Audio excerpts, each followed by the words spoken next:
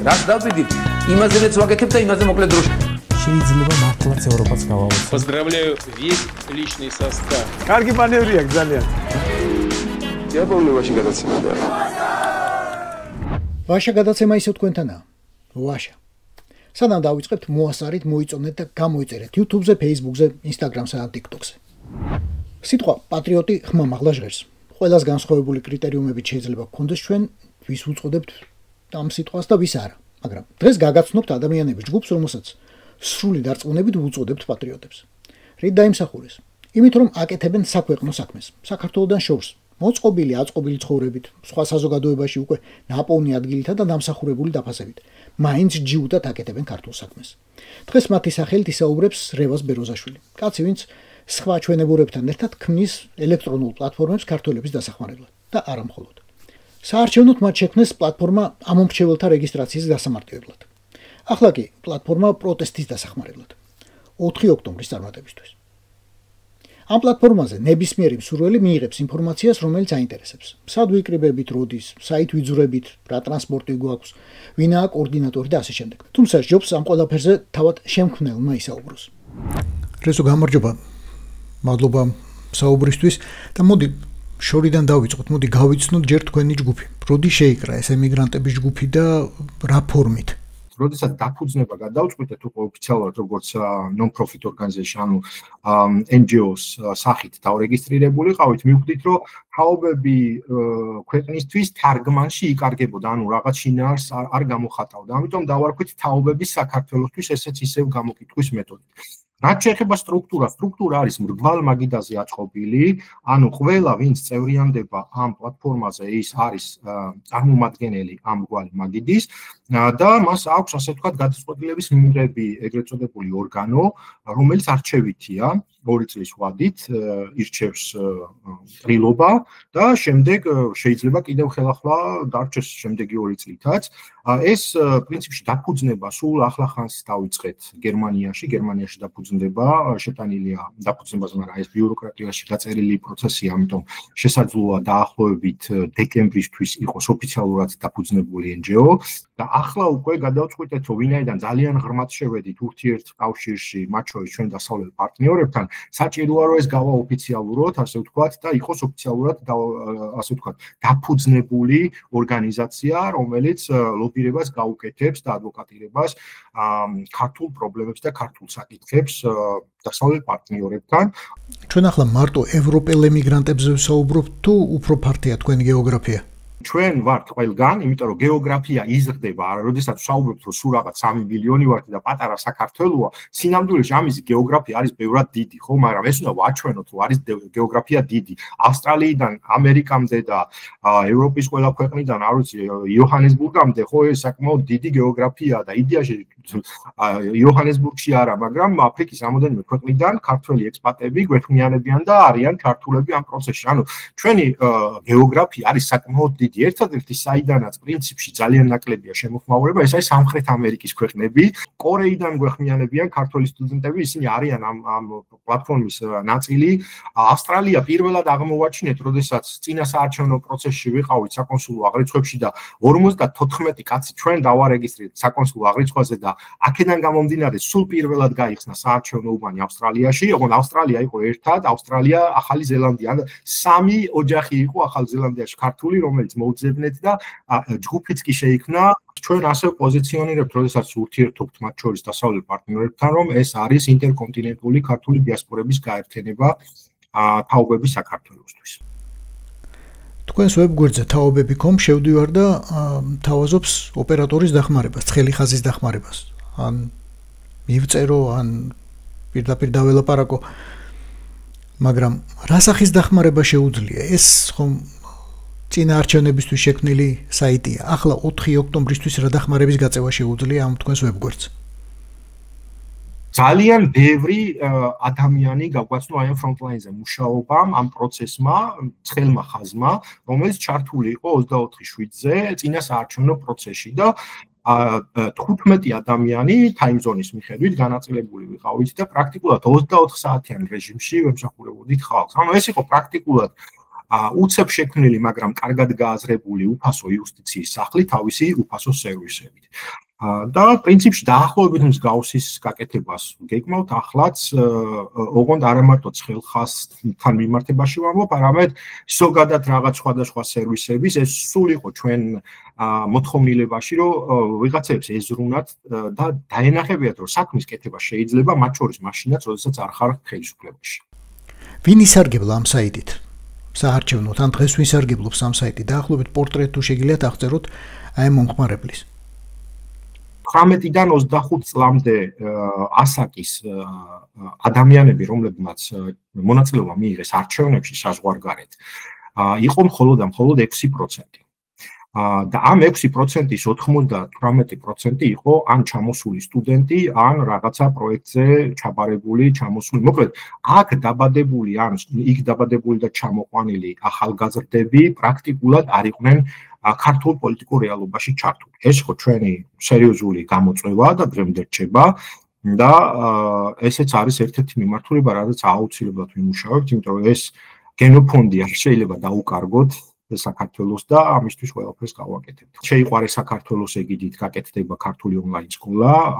ამ პროცესებამდე პრინციპში დაგეგმილი გქონდა კიდეც და მოლაპარაკება ასეულის პედაგოგთა ჯგუფთან, ლადო აფხაზავასთან ერთად და გვინდოდა რომ გავაკეთებია ეს ონლაინ სკოლა, დარეგისტრირების მექანიზმებიც მოვიფიქრეთ, time shifting-ი ყველაფერი გაკეთებული იყო, პროგრამაც აწყობილი იყო, მაგრამ ნუ აი ამ პროცესებში რომ გადავერთეთ, პარალელურად ვეღარ მივყევით ამას. და ეს ითვალისწინებს არა იმას, რომ ვიღაცამ აქ ქართული წერა-კითხვა ისწავლოს, არა, ქართული წერა-კითხვით ვერ შეიყვარებს სამშობლოს. აქ საუბარი იმაზეა, რომ როგორ შევაყვაროთ ამ ბავშვებს ქვეყანა, რომ მათ შეიძლება არ გადაწყვიტონ ხვალზე საქართველოში ჩასვლა, მაგრამ სადაც იქნებიან, იქ იყვნენ ლობისტები, საქართველოსი ესეც არანაკლებ მნიშვნელოვანია. მათ შორის აი მარტივად რო ვთქვათ, პენსილვანია ამერიკაში არის მერყევი შტატი, ხო, ყოველთვის ძალიან ბევრი რამ წყდება პენსილვანიაში ამერიკის არჩევნებში, ხო? პენსილვანიაში არის თავმოყრილი დაახლოებით 30,000 ლეგალურად მაცხოვრებელი ქართველი, რომელიც არის 30,000-მდე ლეგალურად მაცხოვრებელი ქართველი. ანუ ამომრჩეველს გულისხმობ, ხო? და ეხლა წარმოიდგინეთ, რომ ეს რომ შეიკრიბოს და ქართულ დიასპორამ რაღაცეები რომ მაგალითად მოითხოვოს ყვალზე, ეს არის სრულიად რეალური მომავალში. ამიტომ ჩვენ გზელვადიან რაღაცეებზეც უნდა გავთვალოთ, როგორი ზეგავლენა და რა ბერკეტებით შეიძლება გქონდეს გლობალურ პოლიტიკაზე რაღაცა ბერკეტები იმისთვის, რომ საქართველოს გეოპოლიტიკა იყოს დაცული, უსაფრთხო და წარმატებული, ასე ვთქვათ. ეს ვებგვერდი და თქვენი აპლიკაციები რა ფორმით დაეხმარებიან ადამიანებს, რომელთაც უნდათ 4 ოქტომბერს აქციაში მონაწილეობა, ან ამ აქციის დახმარება საზღვარგარეთიდან. კონკრეტულად რას ეუბნებიან, რას ეტყვიან თქვენი ოპერატორები? ეს მომსახურებების სერვისი ცხელი ხაზი იმუშავებს მხოლოდ და მხოლოდ 4 ოქტომბერთან დაკავშირებულ პროცესებზე, ანუ ემიგრანტებს დააკვალიანებს მაგალითად რომელ რიცხვებში შეიძლება უფრო მეტი და რომელ რეისებზე იქნება უფრო მეტი ემიგრანტი სხვადასხვა ქვეყნიდან და ქალაქიდან, რომ უფრო ორგანიზებული ჩასვლა გამოვიდეს და რამოდენიმე რეისი მაინც იყოს, სადაც ბევრი ემიგრანტი მაგალითად ამერიკიდან თუ მოფრინავს, ისეთ ქალაქზე გააკეთოს სწორება, მაგალითად როგორც არის მიუნხენი, ფრანკფურტი ან რაღაცა, სადაც ასევე ევროპიდან დაემატება იმავე რეისზე სხვადასხვა ქართველი ემიგრანტი. ეს არის ერთი მიმართულება. მეორე მიმართულება რაც არის ის, რომ რეგიონებიდან ჩამოსული ადამიანების დაკვალიანება და ფინანსება, ეს არის გაჭირვებული ადამიანები, რომელსაც სურს 4-ში იდგეს რუსთაველზე, მაგრამ არ აქვს საშუალება და თუ გვეუბნება, რომ აიცი რა, მე მინდა რუსთაველზე ვიყო, ჩვენ ვაკავშირებთ ადამიანს, რომელიც ეთქვის, რომ აი მარშრუტკა იქნება, თუ სამარშრუტო ტაქსი თუ რაღაც ავტომობილი ან ტრანსპორტი იქნება აი ამ და ამ ლოკაციაზე, მიბრძანდით და ჩვენ წამოგიყვანთ. ეს არის ერთი მიმართულება ასევე. მეორე მიმართულება, რომ ეს ხალხი რო ჩამოდის 4-ში დიდი ალბათობით შესაძლოა პროცესები არ დამთავრდეს, ჩვენ დიდი სურვილისთან მიუხედავად.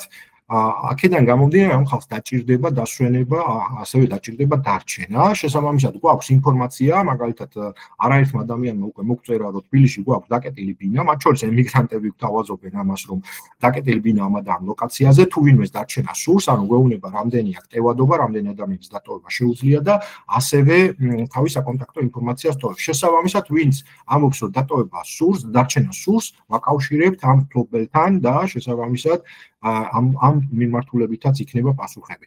ასევე თუ ვინმე სურს მაგალითად თავდაცვის საშუალებები ამ მიმართულებითაც ვიღაცას საწვიმარი სურს, ვიღაცას სათვალე სურს, ჩაფხუტი და ასე შემდეგ, დავაკავშირებთ ადამიანთან, რომელიც ამას ასე ვთქვათ მიაწვდის.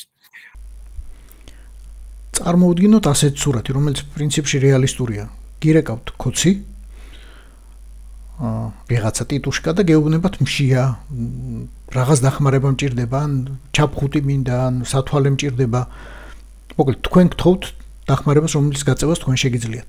ამის გაკეთება შეუძლიათ მასობრივად იმისთვის, რომ თუნდაც მარაგები გამოცალონ და აქციის ნამდვილ მონაწილეებს აღარ შეხვდეთ. ამის თავიდან აცილება როგორ შეიძლება? იმ ადამიანს, ვისაც უკავშირდება ოპერატორი, პასუხისმგებელ პირს, ასევე ძახით კოორდინატორებს, რომლებიც პასუხისმგებლები არიან რაღაც კონკრეტულ საქმეებზე იქ ადგილზე, ის ადამიანები გაარკვევენ თავად ვის ეკუთვნის ჩაი და ყავა, მოდი ასე ვთქვათ, იმიტომ რომ ეხლა მოდი პირდაპირ ვთქვათ. მათ შორის ძალოვანი სტრუქტურების წარმომადგენლები, რომლებიც მუნდის ღირსეულად ექცევიან 4-შიც და მათ შორის 5-შიც და შემდეგ დღეებშიც, ძალიან დიდი ალბათობით და დიდი სიამოვნებით იქნება მათი დახმარებაც, მათი გვერდში დგომაც და ჩაის და ყავის მიწვდაც და საერთოდ რაღაცა დოზით უნდა გავერთიანდეთ ქართველიერი, ეს 4 მე დღეს არაერთ ჩართვაში, სატელევიზიო ჩართვაში სწორედ ეს თქვი, რომ 4 არის არა მარტო გამარჯვების, არამედ შერიგების, გვერდ დადგომის, ჩანგრეული ხიდების აღდგენის და დაკარგული ნდობის მოპოვების, კვლავ მოპოვების. მე ვფიქრობ, რომ ამ პათოსში ძალიან ბევრი ძალოვანი სტრუქტურის წარმომადგენელი აუცილებლად ჩვენს გვერდით იდგება. ამ არსებული ვებგვერდის გარდა, თაობები.com, ამის გარდა, თქვენ აკეთებთ კიდევ ახალ აპლიკაციას, რომელიც ალბათ უფრო მასშტაბური იქნება. რისთვის დაგჭირდათ ეს ახალი აპლიკაცია და ამაზე რა იქნება განთავსებული? მეორე აპლიკაცია არის რამოდენიმე რამისთვის. პირველი ის, რომ ადამიანებს შეუძლიათ ძალიან ადვილად მოძებნონ ერთმანეთი ამ აპლიკაციით, ანუ თუ ტელეფონს GPS-ა დეფოლტად ჩართული აქვს და ვინმე ხელოვნურად არ გამორთო, მათ შეეძლებათ ერთმანეთის დანახვა, სად არიან ლოკაციებში და ასე შემდეგ. მეორე ეს არის ტროლბოტების მასიური დარეპორტება უპრობლემოდ, ეს არის მეორე მიმართულება. და მესამე და ყველაზე მთავარი ეს აპლიკაცია პრაქტიკულად არის გამოკითხვის საუკეთესო საშუალება იმისთვის რომ ხალხი ჩაერთოს პოლიტიკურ პროცესში და შესაბამისად ჩაერთოს როგორი საქართველო გვინდა ან ვის ვანდობთ ამ ქვეყანას. აპლიკაციამ როგორ უნდა განსაზღვროს ვინ მოვა ხელისუფლებაში, თუნდაც დროებით მთავრობაში? დაუშვათ არის 10 ჯგუფი. ეს 10 ჯგუფი ანომინირებს მაგალითად სოფლის მეურნეობის მინისტრის პორტფელზე დროებით აღმასრულებელ ხელისუფლებაში თითო კანდიდატურას. შესაბამისად 10 კანდიდატურა არის, სადაც არის multi-choice, ანუ ქართულად ანუ მრავალარჩევითი საშუალება, დაახლოებით ესეთი ტექნიკური საშუალება აქვს და ქულებს უწერს ყველა კანდიდატს, ვინ იქნება სოფლის მეურნეობის მინისტრი დროებით აღმასრულებელ ხელისუფლებაში. ტროლების თემას რო დაუბრუნდეთ, როგორ ამოიცნობს აპლიკაცია, ვინ არის ტროლი, რას აკეთებს, რას აშავებს და როგორ შეებრძოლება ამას? ჩვენ უკვე დაახლოებით 1 წელია შექმნილი ყავს ტროლებთან და ბოტებთან მებრძოლი გუნდი. ანუ ეს არის ხალხი, რომელიც ზის და არკვევს, მაგალითად, სად არის ყალბი ინფორმაცია, ყალბი აკაუნტები, ყალბი პეიჯები და ასე შემდეგ. ყველა ადამიანი, ვინც ჩამოტვირთავს, ის პირდაპირ დაინახავს, რომ TikTok-ზე ესენი არიან ტროლები და შეუძლია დაარეპორტოს. YouTube-ზე ესენი არიან ტროლები და შეუძლია დაარეპორტოს. Insta-ზე ეს არიან ტროლები და დაარეპორტოს. Facebook-ზე ესენი არიან ტროლები და ეს ადამიანები და ეს გუნდი იქნებიან მხოლოდ და მხოლოდ ადმინები, რომლებიც მოიძიებენ ამ აკაუნტებს და ლინკებად ჩაყრიან და user-ი, ანუ მომხმარებელი უბრალოდ დაინახავს მთელ ამ სიას, უბრალოდ აირჩევს ვიღაცა TikTok-ს დაარეპორტებს, ვიღაცა YouTube-ს და ვიღაცა Facebook-ს. ეს უკვე მათი გადასაწყვეტია თავად user-ების, მომხმარებლების, ასე ვთქვათ, რას დაარეპორტებენ. ვირტუალურ სივრცეში დაახლოებით გავიგეთ რას წაკეთებთ, მაგრამ თქვენ ცხოვრობთ ევროპაში. ევროპაში მცხოვრები ადამიანები თქვენს ადგილობრივ მანდაურ პოლიტიკოსებს თუ ხვდებით, პარლამენტის წევრებს, ევროპარლამენტარებს ან ვიღაცებს, ვიზეც არის დამოკიდებული რაღაც პოლიტიკური გადაწყვეტილების მიღება. 2021 წელს ვანჰეის გუნდთან მქონდა შეხება, მქონდა უკვე 7 შეხვედრა ევროპარლამენტარებთან და ევროკომისიის წარმომადგენლებთან, ევროკომისიას გულისხმობ კუბილიუსთან, კუბილიუსი ამ წუთას არის ევროკომისიის კომისარი და მართალია ვითხოვეთ კაია კალასთან, კაია კალასის კაბინეტთან შეხვედრა, მაგრამ ჯერჯერობით ვერ მოგვიხერხდა, თუმცა ამაზეც მუშაობთ, რომ მან იცის ეს გეგმები, მასთან მისულია გადაგზავნილიც გვაქვს და კაბინეტმაც გვიპასუხა, რომ დიახ, გეგმავთ ამ შეხვედრას, მაგრამ ვერადავერ მოხერხდა, ორი შემოთავაზება იყო, ჩვენ არ გვეცალა და რამდენიმე შეთავაზება ჩვენგან მათ უარყვეს, იმიტომ რომ არ იყო ფიზიკურად ბრიუსელში. ხო და ამ გეგმის შესახებ მოკლედ ევროპელმა პარტნიორებმა იციან. ახლა ამ წუთას ჩვენ მათ ვთხოვთ, რომ სწრაფი რეაგირების ჯგუფი შეიქმნას ნაზავი ევროპარლამენტის და ევროკომისიის, რომელსაც დაევალება მხოლოდ საქართველოს საკითხები იმისთვის, რომ ბიუროკრატია ჩამოშორდეს და ისინი იქნებიან სპიკერები პრაქტიკულად ამ თემაზე. ოღონ მეორე მხარეს უნდა იყოს ის ჯგუფი, რომელიც სწორედ ამ გეგმის განხორციელებაზე და პასუხისგებლობის აღებაზე იღებს ზე აცხადებს პრეტენზიას, ასე ვთქვათ. ხო და ბოლო შეხვედრაზე კუბილიუსმა სწორედ ეკითხა, რომ კაი, ჩვენ აი ხვალ რო შევქნათ თქვენ რა შვებით და ჩვენ ვიყავით, რომ აი დავფუქავთ ამ ამბავს, გვადროვეთ ცოტა და გამოჩნდება ის პასუხისმგებელი პირები, რომლებიც ამ პროცესში, პოლიტიკურ პროცესში პასუხისმგებლობას აიღებენ და დაჯდებიან ამ გლობალ მაგიდასთან და შესაბამისად ამ ჯგუფს თქვენ რა თქმა უნდა შეხვდებით. ანუ ევროპელი პოლიტიკოსები ელოდებიან, რომ საქართველოს თვითონ დაალაგდება, თვითონ გაარკვევს, რომელი ხელისუფლება უნდა, რაღაც გუნდი წავა, რაღაც ახალი გუნდი მოვა, დროებითი მთავრობა და მხოლოდ ამის შემდეგ იქნება რამე დიალოგი. იქამდე არ ვითხოვთ დახმარებას, ეს ყველაფერი რომ უფრო მარტივად და სწრაფად მოხდეს, ამაში არ ვითხოვთ დახმარებას. This is the time for peaceful transition of the power. ეს არის statement-ი, რომელიც უნდა მოვისმინოთ და პირდაპირ ღიად ვეუბნებით, რომ ეს არის მხარდაჭერა ქართველი ხალხის და ღიად დემოკრატიის ევროპული ფასეულობების და ადამიანის უფლებების დაცვა. ამ სიტყვებმა ძალიან ბევრი რამ შეიძლება შეცვალოს და პლუს მინიმუმამდე დაიყვანოს რისკები, რომელიც 4 ოქტომბერს შეკრებილ მშვიდობიან დემონსტრანტებს ექნებათ. დასავლეთში საზოგადოებრივი აზრის შექმნა, მედიასთან, ჟურნალისტებთან მუშაობა, პოლიტიკოსების გარდა გარე აქტიურობა, აქციები რაღაც, ეს ყველაფერი ან რამე აქედან არის დაგეგმილი. მათი რამოდენიმე წარმომადგენელი ხა ბრიუსელში გეგმავთ მარშს, ევროკომისიიდან საქართველოს საელჩომდე გადავკეტავთ გზას და ევროკომისიასთან უკვე დაგვიდასტურა სამმარო მოვა და სიტყვითაც გამოვა. პირდაპირ ვეუბნები, რომ მეთქი უბრალო სიტყვები და რაღაც აი ხალხო თქვენ გვერდით ვართ, ეგ არ გვაინტერესებს მეთქი რა. ეფექტური მესიჯები გვინდა, ღია მესიჯები, ის რაც მართლა ასახავს რაღაცას მეთქი. გავიგეთ, რომ სანქცირებას დიდი ბიუროკრატია აქვს, გავიგეთ ეს ამბავი, მაგრამ ამას ხო არ ჭირდება statements ღია ასე ვთქვათ, ბიუროკრატია, ესაა პოლიტიკური ნება, ან გაქვს, ან არ გაქვს. ამიტომ დაგვანახეთ, რომ თქვენ ხართ დემოკრატიის და ადამიანის უფლებების დაცვის სადარაჯოზე და ჩვენ ქართველი ხალხი ღია ხელებით, შიშველი ხელებით ვდგავართ რეჟიმის წინააღმდეგ და არ დავნებდებით ბოლომდე ვიბრძოლებთ, მაგრამ ამ ბრძოლაში უნდა ვიცოდეთ თქვენ სად ხართ. ეს ყველაფერი ძალიან კარგია, მაგრამ აქციას კიდევ ერთი რამ უჭირს ძალიან, ივანაშვილი კეტავს ყველა არხს, ყველა შესაძლო არხს, რომელთაც ვინმე დაეხმარება აქციას. ფონდებს, პარტიებს რო უყინავს ანგარიშებს და პოლიტიკოსებს და სამოქალაქო ორგანიზაციებს ეს გასაგებია. ემიგრანტები თუ აკეთებენ რამეს, რომ ფინანსურად, მატერიალურად უზრუნველყონ ის პროტესტის მიმდინარეობა. ადამიანები, რომლებიც აპირებენ თბილისში ჩამოსვლას, რომლებიც აპირებენ ქუჩაში დგომას, ამ ხრივ თუ აკეთდება რამე. ნაწილი არის იმ თანხით პრინციპში შექმნილი და მოძიებული, რაც ჩვენ ემიგრანტებმა შევაგროვეთ ფონდში და გადავრიცხეთ. არის კიდევ უბრალოდ სახელს არ დავასახელებ იმ ორგანიზაციების წვრილი ბიზნესები, რომლებიც უკვე ორია ასეთი, რომელმაც გამოთქვა სურვილი, რომ ასევე ჩაერთვება თავის მხრივ და რაღაც საკვებს მიიტანს მაგალითად რუსთაველზე. თუმცა თანხა ძირითადად არის სწორედ ჩვენი მოძიებული და ჩვენი გადარიცხული.